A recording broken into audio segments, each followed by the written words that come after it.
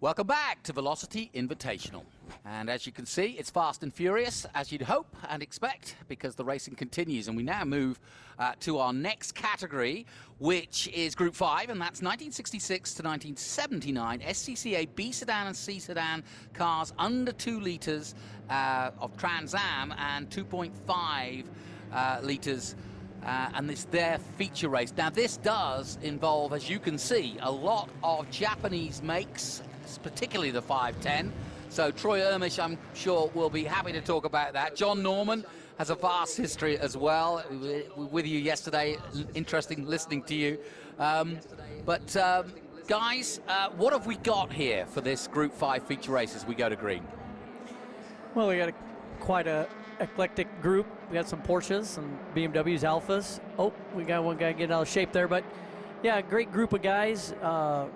All 4 cylinders with the exception of a couple Porsches, and it's a great competition, close-knit cars, well-handling cars, and looks like everybody's getting after it pretty hard here early on. Yeah, and it's worth mentioning, when Trans Am was in its heyday from, the late 60s, early 70s, this was effectively the undercard. Same race, but the undercard, as you say, 2.5 litre and under 2 litre. And so they played a sort of a secondary role, but actually entertained just as hard the muscle cars.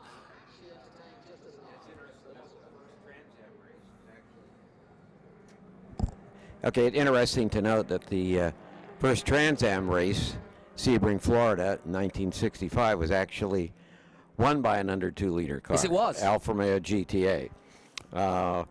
They raced both under and over 2 liter in the same group until 1970, when the 2 liter cars were broken off because of how many there were into their own group.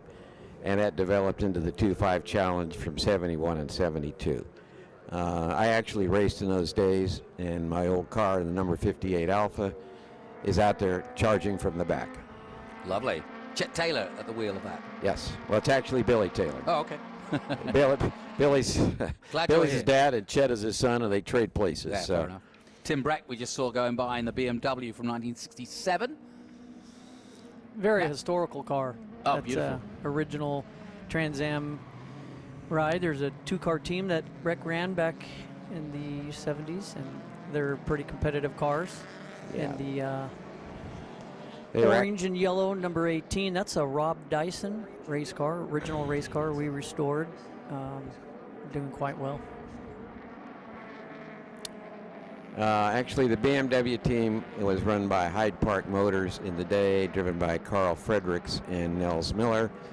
I had a lot of good races with over the years, because a lot of these cars, when the series was canceled at the end of the 72 season, became SCCA B sedans, but the competition continued for probably another 20 years. And now it's moved into vintage, where it's as strong as it ever was. So, yeah, you'll see that. In my opinion, I think it's some of the best racing. Much like HTA, is a strong group of guys. They're all very passionate about these cars. They're well built, very durable in all the makes, and fun to drive. A lot of guys use these kind of a stepping stone, entry level, to maybe some more of the high dollar vintage makes and models, but all the guys always migrate back to these cars if they've ever had one in high school or ever had a relative that owned one. They can't wait to get back in one of these and compete with their friends, and putting on a good show here. Yeah, no question about it.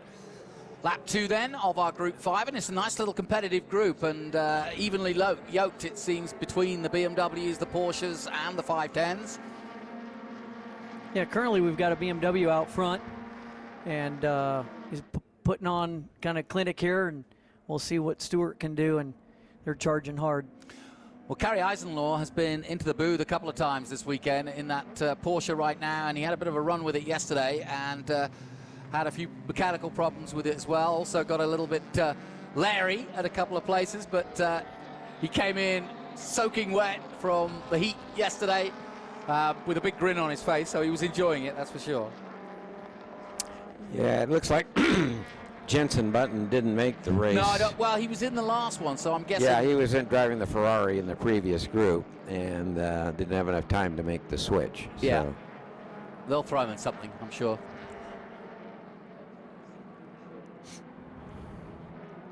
And in second is Stuart Miley. Troy, that's the car you prepare? Which car? Stewart? Yeah. Yeah, that car is in second right now. He purchased a car.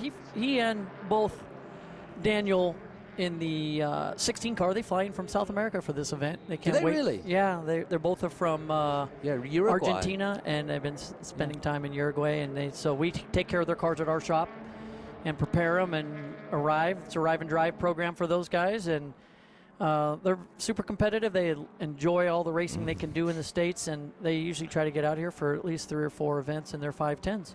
Yeah, I was looking at this group earlier in the weekend and noticing that most of the competitors were Californian, but I did notice that Brazil-Uruguay connection there. Punta del Este. There you go.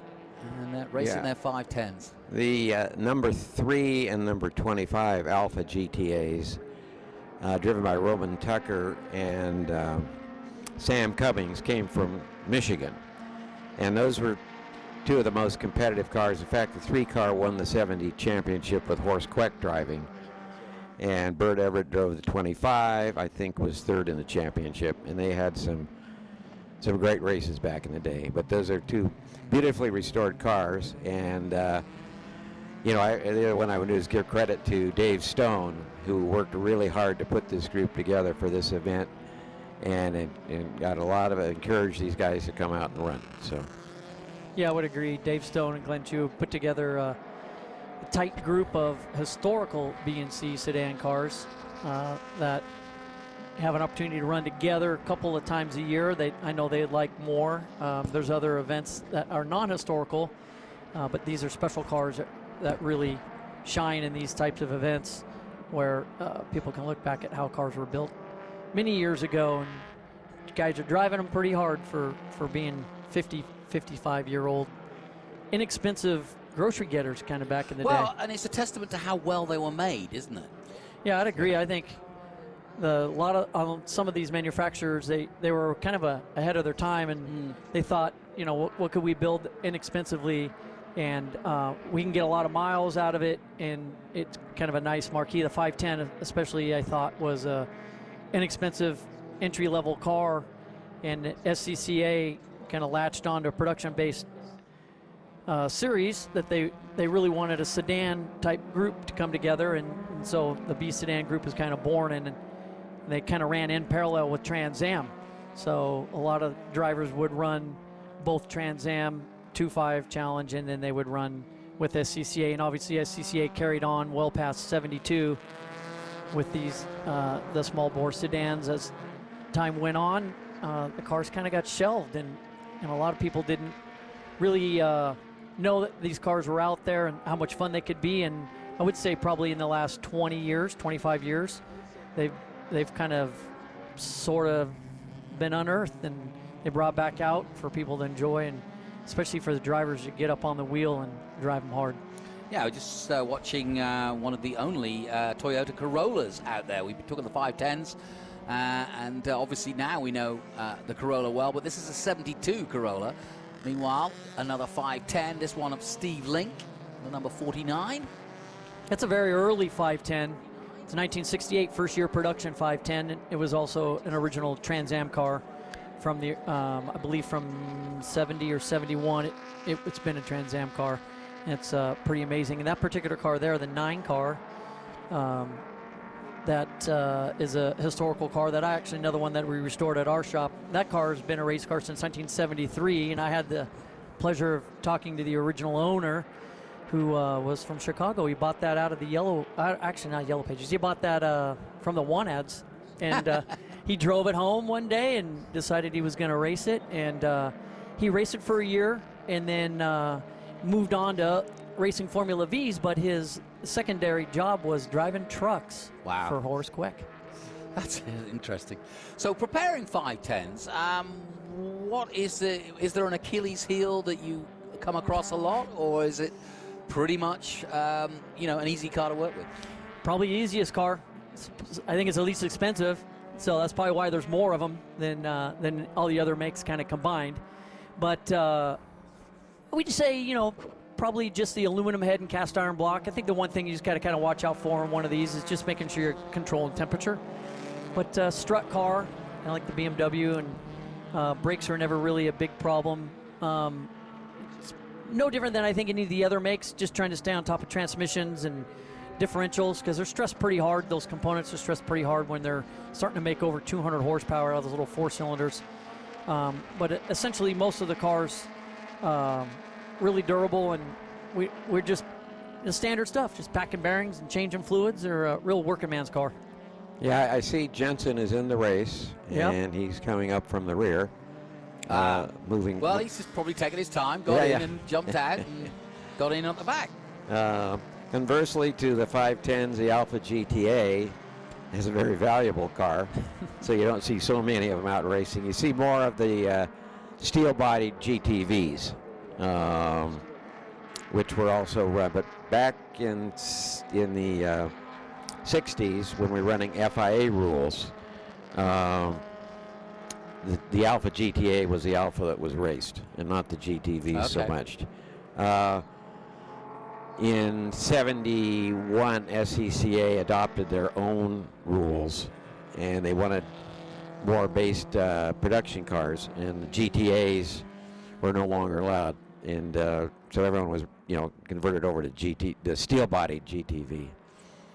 Yeah, certainly agree with John that the Alfa value point is probably twice plus of what you'd expect to see in a Datsun. And the BMW also is probably a tad more valuable than a 510. But I'll tell you, the upside to having a car that had less value is that there were more of them and there was more development. And with more development, I think that's why you'll see that the dominant car in this series over the years has been the Datsun 510. Although on the early on years, as the development was pretty even, I think it was anybody's race to win in the early years. And of course, being part of Trans Am, like Trans Am, it was race on Sunday, buy on Monday. So you could come out here and 70,000, 50,000 would come out here of a weekend for a Trans Am event and see these cars and think, yeah, that's what I drive. Or they would be inspired to go out and say, you know what, I don't think I would be a Japanese driver, a car of a Japanese car, but I think I might try one. And look at that for a lockup. Nicely done. Big crossover move. That was a great move for Aura. Put the pass on the BMW. Aura is another one of our customers, along with Tim. They do fly out from Texas, and it's a couple of cars we take care of at the track. Aura Mount Cassian. That's correct. I finally got it right. You got it. Yeah, he and Tim Probert both fly in from Houston, and we take care of a couple of cars for those guys. Cool. And I think you found, especially with Datsun, the factory was very interested in having a competitive car. So parts were developed, and they had a really good racers program where paying contingency for how well you did, and that really, you know, balanced everything out. Yeah, really helped pay dividends. And you could call the dealer. The dealer had a competition department, and if you wanted a special race transmission, you could actually get that transmission from Nissan, or a differential. Even carburetors, side draft Mikuni carburetors from Japan were available. A lot of performance parts you could get from the dealership. And then the dealers are also, as John mentioned, they would show up to the big pro races with a truck and a trailer. They would be able to support your product, their product, in your car if there was an issue and you needed something. They had it there, just like a auto parts store on wheels. That's pretty cool. And I'm looking the race pretty tight with John Murray with about a 0.3 of a second lead. Yeah, it's not much, is it? Yeah, it's going to come right down to the wire like yesterday, I think. It was a close one yesterday. Yeah, it was great. Yeah, they always put on a good show and a good race show too. But we've had a change, have we? Yeah, I think we had that crossover move earlier. Oh, Bakashian out in the lead. Correct. In the 66. Yep, Ricardo Stewart milled in P2, Murray charging hard in third in the Porsche. So looks like we've got a little bit of everybody there in the mix. Yeah, it's all happening. And still a few laps to go, a couple of laps to go in this one. And bit by bit, we've been watching Jensen too. He's up to 14th now, having come from the back. Yeah, also the 9 car. We had a differential problem yesterday in Tim Probert's car, and so he had to start dead last, and he's made it up in the top that's 10. Good. Yeah, great stuff. That's always hard. Hey, John, what can you tell me about the right-hand drive GTA that's out there? In 1966, the GTAs that ran in Europe were right-hand drive. And Alfa brought in 6 Auto Delta prepared right-hand drive GTAs, sold them to racers around the country. Right now, 4 of them are at this event. So that's pretty incredible then. Pretty incredible. Yeah. The one that I owned was bought by Sam Cummings. He just found it had been sitting in Southern California for 40 years. Oh, wow. And he's putting it back together and going to, restore it in the green 58 livery like we ran in. That's nice. That's a great. Yeah. And there's one more that no one seems to know what happened to it. It would belong to a fellow named Jim Baker out of Atlanta who raced in some Trans Ams. So, but those are of all the GTAs, those are the special ones. I would think so. Well, and you didn't have to prepare those. You buy them; they had all the stuff ready to go from Auto Delta. Race car. Yeah, exactly. Yeah. That's pretty amazing. Yeah, like it was one of those that won. Jochen Rindt won the first Trans Am at Sebring in 1965. Yeah, it's a little known historical fact that Jochen Rindt, one of the greatest drivers of all time, actually won the first Trans Am race. And here's a little story that Troy can relate to. In practice, he flipped it.